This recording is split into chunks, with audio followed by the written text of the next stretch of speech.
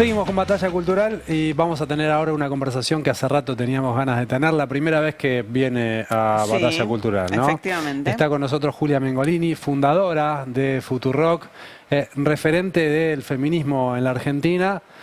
¿Y qué más puedo decir de Julia? Ya con eso es bastante, ¿no? Un montón, lo que Autora quieras. de Las caras del monstruo. Sí. ¿Cómo andas, Julia? Gracias por venir. Bienvenida. Gracias por estar acá. Gracias por invitarme. ¿Cómo estás viendo este momento de la Argentina? Estuviste exponiendo en Estados Unidos, ¿qué fue? ¿La semana pasada? Fue el miércoles pasado. Acerca del hostigamiento del gobierno de Milei sobre algunos periodistas, algunos comunicadores, entre ellos vos. Estuvieron exponiendo en la Comisión Interamericana de Derechos Humanos. Sí. Y no fuiste la única, hubo varios, ¿no? De distintos medios de comunicación y el gobierno ahí negándolo todo. Contanos un poco de esa experiencia. Y de organizaciones importantes de la sociedad civil y de los derechos humanos también, ¿no? Lo pondré un poco más amplio porque me parece que lo que fuimos a denunciar un poco es la persecución no solamente a los periodistas, sino un poco el cercenamiento a la libertad de expresión, que no es solo de los periodistas. ¿Viste? Muchas veces pensamos que la libertad de expresión es nuestra y en realidad es de la sociedad.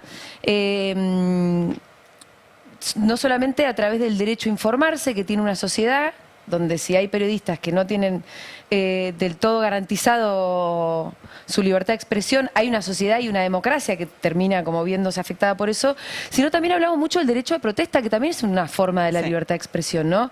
Entonces Pablo Grillo estuvo muy presente, uno de los que expuso fue Tomás Cuesta, que es un fotoperiodista al que en una de las manifestaciones, él estaba sacando una foto, en una de las manifestaciones de los jubilados, bueno, lo tiran al piso, le ponen una rodilla en la cabeza, una típica situación de las que estamos viendo los miércoles, así de violencia contra un periodista, y después le abren una causa penal a él por resistencia a la autoridad, ¿no? El rulo típico. Y bueno, y en el discurso de Tomás estuvo muy presente Pablo, como les digo, pero la representación fue bastante amplia, porque estaba Fopea, yo estaba sentada al lado de Claudio Jacqueline, no tengo muchas oportunidades de estar sentada al lado de Claudio Jacqueline, la verdad. La Nación. Y claro, y Fopea, bueno, pero también a mí me llevó Amnistía, el CELS. A partir de las denuncias de estos organismos es que la Comisión Interamericana le da a la sociedad civil argentina la oportunidad de que vaya a hacer esta denuncia y después le da al Estado argentino la oportunidad de una réplica. Entonces también estaba el secretario Baños ahí en representación del Estado. Secretario de Derechos Humanos, que negó todo, ¿no? Negó todo y aparte tuvo una respuesta, viste, que con los días la empecé a entender un poco más. Él tiene en un momento de su discurso, un momento donde dice que con nuestros impuestos, con los impuestos de la gente, el Estado después ponía pauta a los periodistas, entonces pegaba como toda esta vuelta donde con la tuya los periodistas terminan denunciando al gobierno. Denunciando al gobierno. Mira. Esta viene a ser como el argumento antipauta que tiene el gobierno, que la pauta en realidad sale de los impuestos para bancar periodistas. Tenemos un pedacito de lo que dijo Baños, vamos a compartirlo y ahora lo analizamos. Probablemente con algunos de los representantes de la sociedad civil tengamos que tener una hoja de ruta previa para que esto no se convierta en un juicio contradictorio, que más allá de lo que nos recordaba la secretaria ejecutiva, es una audiencia temática. Si no derivamos de una audiencia temática a pretender poner de rodillas al Estado argentino defendiendo políticas de cualquier tinte que se trate. Y también tener en cuenta que a algunos puede no gustarles determinadas políticas que lleva adelante la gestión actual, lo que no significa que necesariamente tenga que salir a buscar la protección de la Comisión Interamericana, porque no están conculcados derechos humanos como se pretende hacer ver en forma masiva en la República Argentina. Solamente se defienden los derechos humanos en forma horizontal para todos los habitantes de la nación.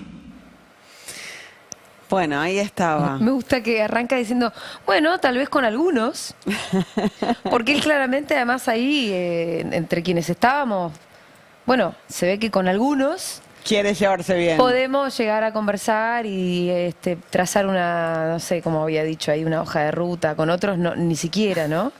Pero insisto con esto, me parece que toda la denuncia que fue de derecha a izquierda, con sectores como muy diferentes también de la sociedad civil, ahí representando.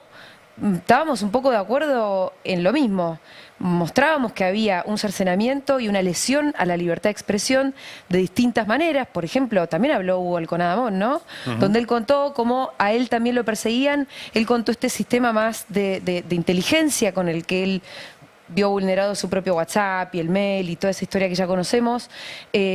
También contaron cómo con denuncias penales se perseguía a periodistas, contaron el caso y mencionaron el caso de Pañi, también mencionamos nosotros el caso de Ariel Jalad. Bueno, hay distintas formas de hostigamiento. En mi caso yo conté puntualmente la del video hecho con inteligencia artificial y el sistema de las milicias digitales paraestatales de Milei que me persiguen. Yo conté el episodio ese tan siniestro. Siniestro. Lo que no tuve tiempo de contar es que en realidad es un episodio de una seguidilla de 10 años, claro, donde la ultraderecha viene creciendo con este sistema de organización del odio en redes, también además con la complicidad de grandes medios de comunicación. Pero hay gente que se dedica a tener blancos concretos y a estar hostigando todo el tiempo y haciendo cortes y persiguiendo y tergiversando y demonizando y finalmente deshumanizando a algunas personas. ¿Y la ¿no? respuesta de la comisión cuál fue? Bueno, la comisión dio cuenta de que había un problema y, viste, cuando el Estado negaba todo, la comisión decía, bueno, acá tenemos un montón de representantes que nos están contando un panorama del que ustedes no están dando cuenta para nada. La comisión escuchó. A mí me parece que lo interesante también es politizar el conflicto, ¿viste? Porque una cosa es solamente quedarse llorando y victimizándose, y otra cosa es ir y denunciar ante estos foros que son de un carácter muy importante, que por ahí no tienen respuestas inmediatas. Pero la historia de la Comisión Interamericana de Derechos Humanos en este país es la historia de la visita del año 79, por ejemplo, cuando fueron a visitar la ESMA, las cárceles, le tomaron testimonio a los familiares desaparecidos. Sí, abrieron una puerta claramente. ¿No? Y después elaboraron un informe que fue histórico. Entonces, quiero decir, ese es el peso histórico que tiene la Comisión y la historia de nuestro país con la CIDH. Pero yo insisto con esta idea, ¿viste? No es ir a llorar o quedarse en la victimización, sino decir, esta es la discusión que tenemos y la tenemos que poner sobre la mesa. Señores, ustedes lo que están haciendo es esto y esto y esto y esto. Estas son las herramientas que usan y efectivamente acá hay muchos que somos muy diferentes, que estamos de acuerdo en que hay un problema con la libertad de expresión en Argentina. Y el Estado argentino, esto, ¿no? Que lo niega o que aprieta con el tema de la pauta. Porque en definitiva la respuesta fue esa, ¿no? Claro.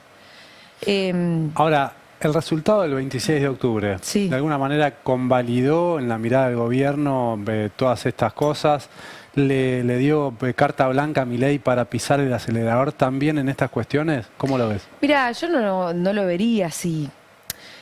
Obviamente que es un resultado que nos dejó a todos un poco con una sensación de un aval. Ahora, yo realmente creo que no es que la sociedad argentina le está dando una bala a Milei para que siga recortando el subsidio de las personas con discapacidad, o le siga pegando a los jubilados en los miércoles, o siga recortando al hospital de niños, ¿no? Obviamente que fue un espaldarazo, y para quienes no estamos de acuerdo con este modelo, también fue un golpe. Pero a mí me parece que yo creo que hay un montón de cosas que hay que poner sobre la mesa a la hora de analizar, ¿no? Que creo que todavía es muy pronto, que ya nos iremos dando cuenta. Hubo, por otra parte, una especie de amenaza de Estados Unidos que nosotros no la sopesamos, me parece suficiente, ¿no? Directamente una amenaza, como diciendo, miren, si no gana este tipo, yo retiro el apoyo, y todos sabíamos que entonces el lunes todo iba a ser un caos. O por lo menos estaba ese fantasma. Y bueno, qué sé yo, la sociedad habrá dicho, no queremos el caos el lunes. Pero no es lo mismo que darle, me parece a mí, un cheque en blanco a todas esas políticas. Y en todo caso me parece que nuestra tarea es, con más o menos libertad de expresión, seguir denunciándolas, ¿no? seguir denunciando o enunciando que no se le puede pegar a los jubilados todos los miércoles, que eso está mal. ¿Te parece que hay, viste que hay un debate, una discusión respecto de si la sociedad argentina se derechizó? Sí. Si ahora la sociedad argentina tolera cosas o avala cosas que... ¿dónde te ubicas vos en esa discusión? Primero, ¿sabes lo que creo, no? Que lo que está pasando con las ultraderechas es a nivel global, o por lo menos occidental. Entonces me parece que cualquier análisis que sea demasiado localista va a ser miope. La sociedad argentina, y si vos ves que hay las ultraderechas con más o menos suerte, están conectando con una subjetividad de la época acá, en Estados Unidos, en Chile, acá, bueno, en Chile todavía falta un balotaje, ¿no? Pero ya vimos cómo salió. La verdad, la primera vuelta fue bastante contundente, sí, con variados candidatos de derecha a ultraderecha. ¿Lo ves, qué sé yo, en Alemania con el crecimiento del AfD, digo, partidos nazis, en una historia como la que tiene Alemania, y así te puedo seguir nombrando, qué sé yo, en España le crece un partido a la derecha de Vox, y están asustados, y son países donde los contextos son recontra distintos. O sea, no tienen la inflación que nosotros tenemos, en la que siempre encontramos la explicación para el surgimiento de Milei. No tienen un Alberto Fernández, bueno, pero por ahí hay un Alberto Fernández en cada lugar. Entonces, creo que lo que tenemos que mirar es como hay algo que está pasando con la época, por lo menos en Occidente, y hay algunos procesos que son más profundos, más complejos. Creo que la pandemia nunca la ponemos sobre la mesa a la hora de analizar. Creo que sobre las redes sociales y lo que provoca en nuestra subjetividad es algo de lo que empezamos recién ahora a diagnosticar, a hablar. Recién estuvo María Migliori, creo, ella está empezando a hablar, y muchos estamos empezando a hablar de, che, el celular y los niños. Sí. El celular no puede estar en la escuela. Algunos lo estamos viendo como con mucha claridad, pero sin embargo no son debates que están de verdad. Bueno, ¿no? Difícilmente este gobierno...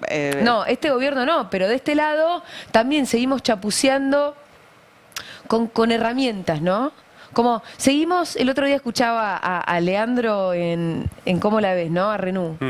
Diciendo, seguimos discutiendo qué cuotas de la deuda se paga al FMI. Y yo siempre pienso en cómo seguimos discutiendo en herramientas como, bueno, el déficit fiscal son herramientas.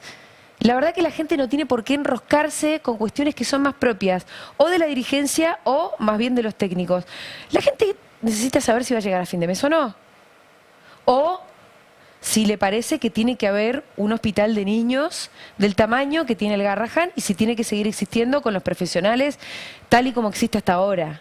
Y no estar discutiendo las herramientas que después tiene que discutir en todo caso la política. O bueno, involucrarse, más o menos. No es que digo que esté mal que la gente también se involucre en ese nivel del debate. Pero me parece que termina siendo como medio psicotizante, ¿viste? Que te digan, que te demonicen el déficit fiscal. ¿Qué sabés vos? Que por ahí sos zapatero. Si el déficit fiscal es una herramienta, ¿cuándo? ¿Por qué? ¿Sí? ¿No? ¿O qué cuota de la deuda corresponde pagarle al FMI?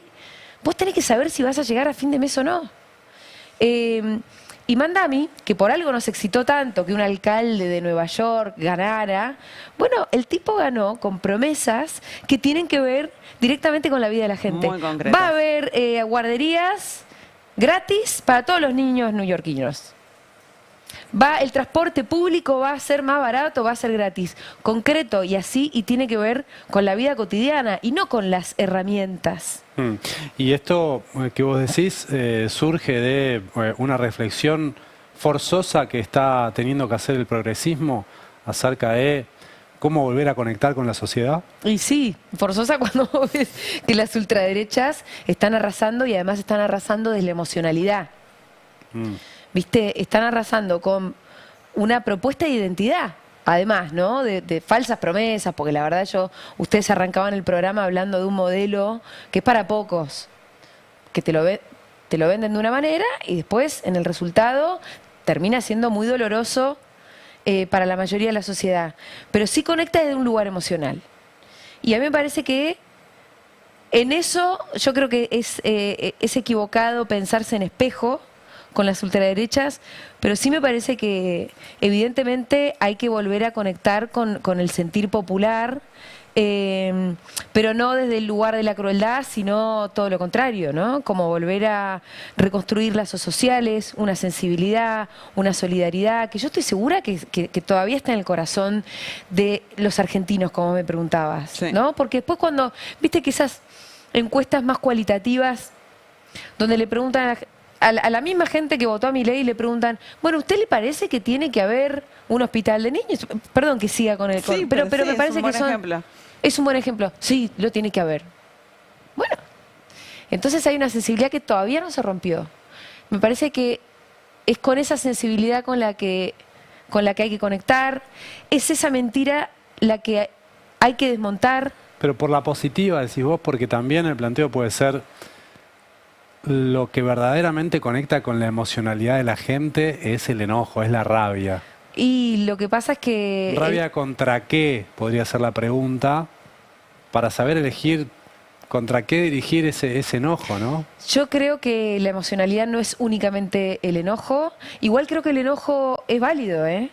Y que evidentemente yo creo que uno puede enojarse y hay que saber direccionarlo. Porque... Claro, porque Milei se enojó o dirigió el enojo contra la casta, ¿no? Sí. Una categoría Bueno, amplia donde entran pero muchas claro, cosas. y después ¿qué le metías adentro? Bueno, ¿No? él- ¿Quién era la casta? Es la pregunta. Él Todos. supo, Todos los que no eran él. Él supo crear esa categoría que tampoco la creó él, ¿no? Sí. Pero supo darle una versión argentina y entró ahí la política en general, también algunos empresarios, prebendarios, los sindicalistas, los periodistas, Julia Mengolini, creo Todos, que tenía ahí nosotros también. un Sí, casillero obvio. ahí.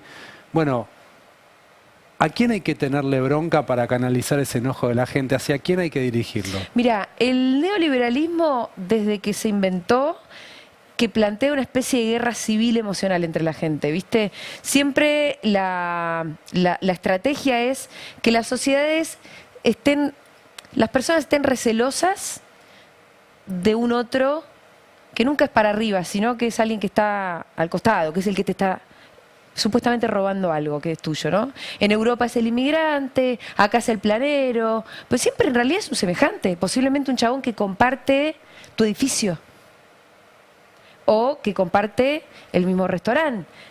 Y el resentimiento, el resquemor, la desconfianza se dirige hacia ese otro, que en realidad se te parece. Ahora, está muy bien pensada esa especie de guerra civil para que vos no te enojes con el que de verdad te está choreando, que es el que está arriba, es el que acumula. En este momento, además, las ultraderechas tienen todo el discurso como muy bien planteado, donde además los súper ricos son los superhéroes. Sí. Y yo lo que creo es que tenemos que empezar a hablar sin tapujos, porque ahora todos estos son tabús, ¿viste? Porque después te hacen recorte, te demonizan. Son los súper ricos, ¿no? Me parece que el problema de estas sociedades en el mundo, no es un problema solamente de Argentina, pero si vos tenés unas personas que están acumulando, como nunca en la vida, no solamente mucho dinero, sino sobre todo una cantidad de poder como nunca, donde los estados incluso se están viendo como casi impotentes frente al poder que puede tener una compañía como X, porque O como acumula mercado- no o como solamente Mercado dinero. Libre. Sí, que es mucho poder porque, por ejemplo, X no solamente acumula mucha guita, sino que plantea cuáles son los términos en los que se va a dar el debate público a nivel mundial. Entonces son los que si quieren asusan ideas de acá, si quieren asusan ideas de allá, si quieren asusan el odio. Ya vimos además todo lo que está pasando.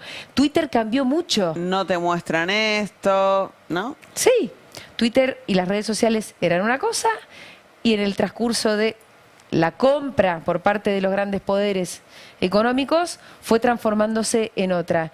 Mercado Libre es una empresa que todos usamos para casi todas nuestras transacciones comerciales. Es mucho poder también, ¿no? Para cuestiones que yo creo que deberían ser públicas y que sin embargo, no estamos pudiendo decirlo con estas palabras. Y insisto con esta idea, ¿qué fue lo atractivo del nuevo alcalde de Nueva York? Que está diciendo las cosas un poquito más claramente.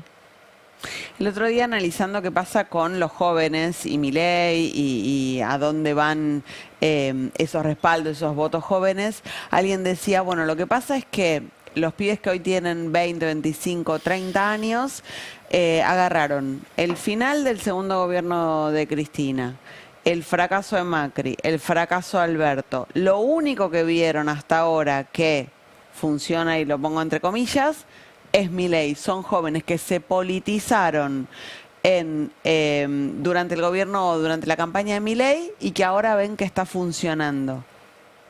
Yo dudo que esté funcionando de verdad, incluso para esos pibes. O sea, hay pibes que nosotros agarramos mucha gente en la calle, ¿no?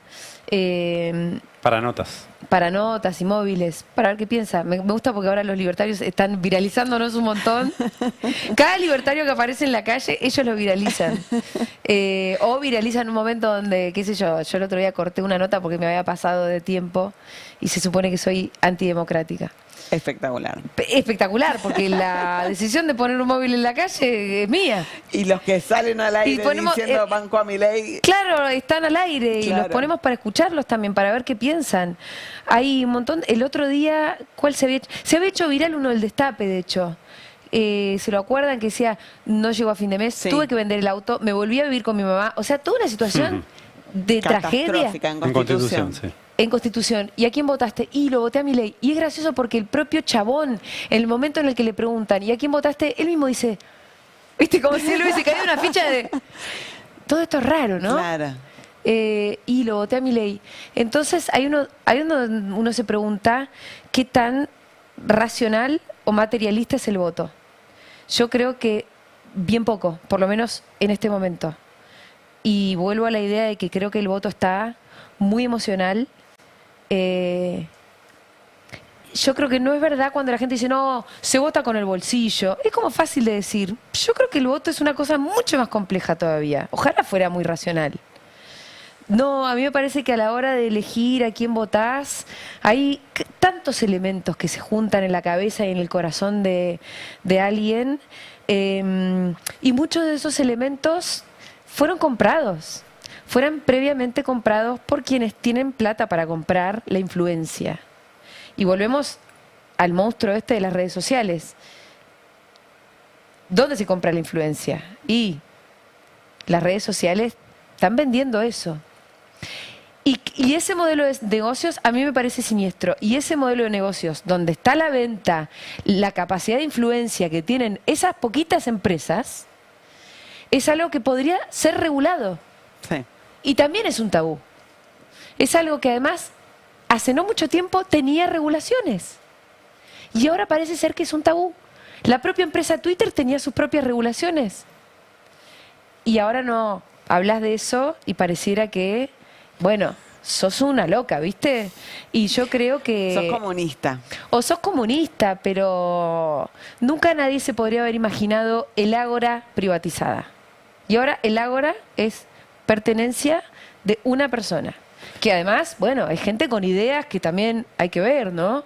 Son ideas muy radicales, muchachos. Entonces digo, si de ese lado están tan radicalizados con sus propias ideas, más vale que nos radicalicemos de este lado también, ¿no? Porque siendo muy timoratos, ¿viste? Con timidez, yo creo que no se da la famosa batalla cultural. Ahora, el mapa de medios no está en este momento mucho más democratizado, no hay muchos más medios independientes, autónomos, no hay más voces de lo que pasaba antes. A mí me parece que en Argentina tenemos como una situación muy virtuosa cierto que con la herramienta que es la tecnología. Yo no soy antitecnología, soy anti un cierto modelo de negocios, pero creo que con la tecnología que abarató mucho los costos para poder montar un medio de comunicación, en Argentina tenemos como una especie de, ¿viste? Como de voluntad y de ímpetu de inventar cosas, además colectivas, que es muy para celebrar, pero no pasa en todos los países. Hoy me hacían una entrevista de una cuenta de Instagram de España, ¿no? Que se llama Woke Up, algo así. Y me preguntaban un poco por el fenómeno de los streams. Entonces yo le preguntaba, ¿y ahí en España cómo es? Dice, no, hay muchos streamers y youtubers, pero que son ellos solos. él solo, con Claro. su cámara, y por ahí streamea, y por ahí tiene muchas millones de seguidores, de visualizaciones, todo. Pero gente como ustedes, que se ponga a montar un medio, ¿viste? Claro. Que necesite como el colectivo, que necesite su pandilla, que entienda que, bueno, allá no sucede tanto. Entonces, el sistema de medios sigue siendo el tradicional y los youtubers. Pero acá nosotros, bueno, como el Destape, como Futurock, y tenemos un montón de otros ejemplos donde montamos nuestros medios, no es tan normal. Para mí es algo de lo que tenemos que estar muy orgullosos, porque es cierto que nosotros damos una pelea que es muy valiosa de dar en tiempos donde la hegemonía, como está todavía y cada vez más corrida a la derecha, ¿no? Que existan medios como el nuestro, como los nuestros, de verdad me parece que muy valioso y bastante precioso, en el sentido en el que no es tan común. Vos cruzás a Chile y tampoco pasa. Te vas a Brasil y tampoco. Saliendo del análisis de los medios y mirando el panorama en general, ¿cómo se rompe esa hegemonía que hoy Haciendo tiene? esto. Haciendo exactamente esto que estamos haciendo. Y me parece que es involucrando a nuestras comunidades también. Porque si vas a depender de los grandes capitales, bueno, ya te diste cuenta, los grandes capitales están en otro lado. ¿Viste? Con el cuento todo el tiempo de que no hay que seducir, hay que seducir a los grandes empresarios. Los grandes empresarios no te dan bola. ¿Viste? No te quieren. El candidato de la seducción de todo eso fue Alberto Fernández, ya digamos. Fíjate. Hubo un experimento en ese sentido. Ya. Pero todavía, viste, hay voces tipo culfas, tipo hay que seducir. Nada tan O son, la idea de no importa cómo piensen los grandes empresarios, en la medida en la que sean buenas grandes empresas. ¿Cómo no importa cómo piensen? Son dirigentes políticos también. Definen un montón de cosas. Van a definir después el modelo de país que tenemos. Lo que pasa es que tampoco podés correrlos del escenario. Están. No, van a pero me seguir parece estando. que... No, obviamente que van a seguir estando, pero los tenés que regular, tenés que cobrarles impuestos. Tenés que hacer lo que hacen los países serios. Tenés que hacer lo que... ¿Cuáles son los países serios para mí? Los países que están muy desarrollados y que tienen sociedades más o menos igualitarias. Típicamente los nórdicos. Si vos te fijás cómo son las élites de esos países, tienen enormes regulaciones, pagan muchísimos impuestos y tienen escuelas públicas donde van el hijo de esa élite y va el portero del hijo. Y se encuentran en la escuela pública. Entonces, el igualitarismo también empieza desde un lugar, no solamente donde se reparte un poco la riqueza, sino desde un lugar incluso de contactos. Esos pibes, los hijos de la élite y los hijos del portero, se conocen desde que son chiquitos. Con lo cual son sociedades que ya desde su concepción son más Creo que igualitarias. nuestro problema es que tenemos una parte de la clase política que tiene este discurso, o de la dirigencia política progre que tiene este Sí. discurso peronista, pero no tiene esta práctica. Y bueno, me parece que deberíamos empezar a tenerla. Yo a Axel le escucho ese discurso, obviamente a Cristina también, pero es cierto que hoy a la mañana en la radio escuchábamos a Sáenz de Salta y algunos otros gobernadores, ¿no? Hablábamos un poco de en qué andaban los gobernadores. Y vos cerrás los ojos y escuchás casi a cualquier gobernador,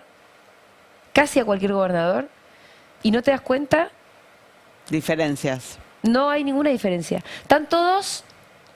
ninguno tiene un proyecto de país en la cabeza, un proyecto donde piense más allá de su propia provincia o de la coyuntura de acá a un puchito. Saben diciendo, bueno, que están ahí negociando a ver si esto, si el impuesto de no sé qué, si los ATP, si los... ¿Viste? Pero pareciera, pero hablan todos el mismo idioma, como un nivel tan cortito, ¿no? De proyecto, tan cortito, que buscan la suya, que negocian los votitos para esta ley, para esta otra, y en definitiva como un modelo de país que termina siendo... Para pocos. Para muy pocos, como contaban ustedes, como muy extractivista, y en todo caso, estos gobernadores que... Yo decía, si lo vieran los caudillos, ¿viste? Si te viera Facundo Quiroga, que vos estás ahí pidiendo el poncho, porque Sáenz decía no, y el poncho no aparece. Entonces, de repente se hace el malo, Porque le está discutiendo un poquito a Milei, pero va y negocia, y después se hace el malo, después negocia. Y el poncho no aparece, le decía Feynman. Dale, ¿de verdad estamos peleando por el poncho?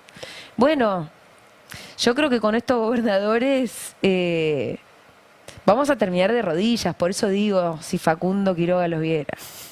Julia, muchísimas gracias. No, a por haber ustedes. venido. Gracias, muchas gracias. A ustedes.